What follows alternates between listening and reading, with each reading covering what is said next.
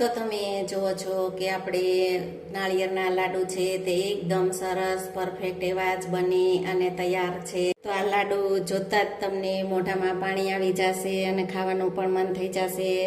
તો છે ને એકદમ સરસ મીઠાઈવાળાની દુકાન જેવા જ તો તમે જોઈ શકો છો. હાલો ફ્રેન્ડ, તો તમારું સ્વાગત છે મારા રસોડામાં. તો આજે હું તમારી સાથે શેર કરીશ નાળિયેરના લાડુની રેસીપી.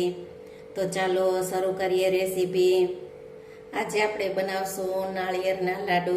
તો આપણે ચાસણીની ઝંઝટ વગર આપણે નાળિયેરના લાડુ 10 મિનિટમાં બનાવશું. તો આપણે નાળિયેરના લાડુ બનાવવા માટે મેં સૂકું ટોપરાનું ખમણ આવે તે 200 ગ્રામ ખમણ લીધેલું છે.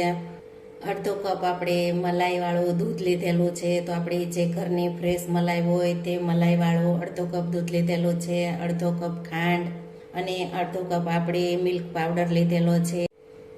તો આપણે કોઈ પણ વ્રત કે ઉપવાસમાં ખાઈ શકાય તેવા અને આપણે કોઈ પણ વાર તહેવાર આવે તો તેના માટે તમે આ રીતે નાળિયેરના લાડુ બનાવી શકો.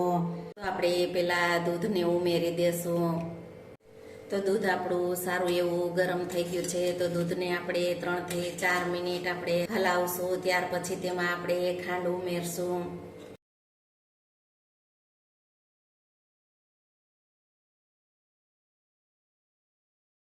તો દૂધ આપણું એકદમ સારું એવું ઉકળી ગયું છે અને એકદમ પરફેક્ટ એવું ગરમ થઈ ગયું છે. તો તમે જોઈ શકો છો.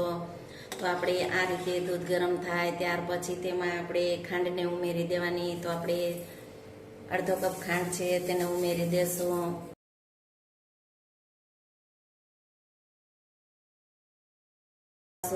ખાંડ સારી રીતે ઓગળે ત્યાર પછી આપણે મિલ્ક પાવડરનો ઉપયોગ કરશું. આપણી ખાંડ એકદમ સારી એવી પીગળી ગઈ છે. તો તમે જોઈ શકો છો. તો તેમાં આપણે મિલ્ક પાવડરને ઉમેરી દેશું. તો આપણે મિલ્ક પાવડરને ઉમેરી અને આપણે ઝડપથી હલાવવાનું. તો આપણે મિલ્ક પાવડર ઉમેરી અને આ રીતે ઝડપથી આપણે મિક્સ કરી લેવાનું અને તેને સતત હલાવતું રહેવાનું. તો સતત હલાવતા રહેશું તો તેમાં જરાય મિલ્ક પાવડરના ગાંઠા ન થાય તેનું આપણે ખાસ ધ્યાન રાખવાનું. તો તમે જુઓ છો કે આપણું મિશ્રણ એકદમ પરફેક્ટ એવું તૈયાર થઈ ગયું છે. તો તમે જુઓ છો કે આપણું મિશ્રણ એકદમ પરફેક્ટ એવું તૈયાર થઈ ગયું છે. તો તેમાં આપણે ઝીણું આ ટોપરાનું ખમણ છે તેને ઉમેરી દેશું. ઉમેરી અને આપણે સારી રીતે મિક્સ કરી લેશું. આમાં ઘીનો ઉપયોગ નથી કરેલો. ઘીના ઉપયોગ વગર જ આપણે આ લાડુ બનાવવાના છે. તો તમે આમાં ઘીનો પણ ઉપયોગ કરી શકો છો. ઉપરથી આપણે અડધી ચમચી ઇલાયચી પાવડર ઉમેરશું. ઇલાયચી પાવડર ઉમેરી અને સારી રીતે મિક્સ કરી લેવાનું. જો તમારે ઇલાયચી પાવડરનો ઉપયોગ ન કરવો હોય તો તેને તમે સ્કીપ કરી શકો છો. તો આપણે ગેસને બંધ કરી અને આપણે લાડુ તૈયાર કરી લેશું. તો આપણું મિશ્રણ એકદમ પરફેક્ટ એવું બની અને તૈયાર છે. તો આપણે ઘી વાળો કરી અને આપણું આ મિશ્રણ તૈયાર છે. તો તેના આપણે આ રીતે લાડુ બનાવી લેશું. તમે આ રીતે નાળિયેરના લાડુ બનાવશો તો એકદમ પરફેક્ટ રીતે જ બનશે.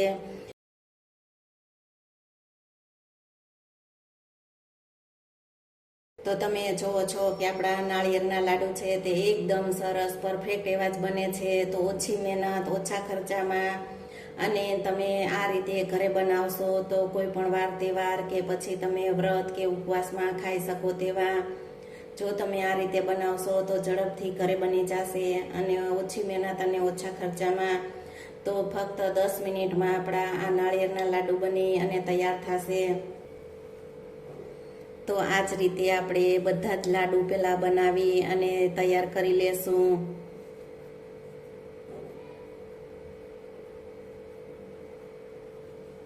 તો તમે જુઓ છો કે આપણે એકદમ પરફેક્ટ એવા જ નાળિયેરના લાડુ બની ગયા છે. તો આપણે તેને ઝીણા ટોપરાના ખમણમાં આપણે કોટ કરશું. તો આપણે આ રીતે ટોપરાના ખમણમાં ઉપરથી કોટ કરશું. તો તમે જુઓ છો કે આપણા નાળિયેરના લાડુ બની અને તૈયાર છે. તો તમે જોઈ શકો છો. તો છે ને એકદમ સરસ આપણે લાડુને કોટ કરી લેશું. તો તમે જુઓ છો કે આપણા નાળિયેરના લાડુ છે તે એકદમ સરસ એવા પરફેક્ટ એવા બની અને તૈયાર છે. તો તમે જોઈ શકો છો તો છે ને એકદમ સરસ. જો તમને આ લાડુની રેસીપી ગમે તો વિડીયોને લાઈક, શેર, સબસ્ક્રાઈબ કરજો. બાજુમાં રહેલ બેલ આઇકન દબાવવાનું ભૂલતા નહીં, તો સૌથી પહેલું નોટિફિકેશન તમને મળતું રહે. આપણે ઉપરથી આ રીતે ગુલાબની પાંખડીથી સજાવટ કરશું તો છે ને એકદમ સરસ મીઠાઈવાળાની દુકાન જેવા જ આપણે ટોપરાના લાડુ બની અને તૈયાર છે. તો તમે જોઈ શકો છો.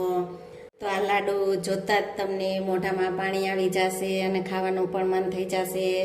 તો છે ને એકદમ સરસ મીઠાઈવાળાની દુકાન જેવા જ. તો તમે જોઈ શકો છો એકદમ પરફેક્ટ માપ સાથે જ આપણે આ લાડુ બનાવેલા છે. તો લાડુ બનાવવાની એકદમ સહેલી અને સરળ રીત છે.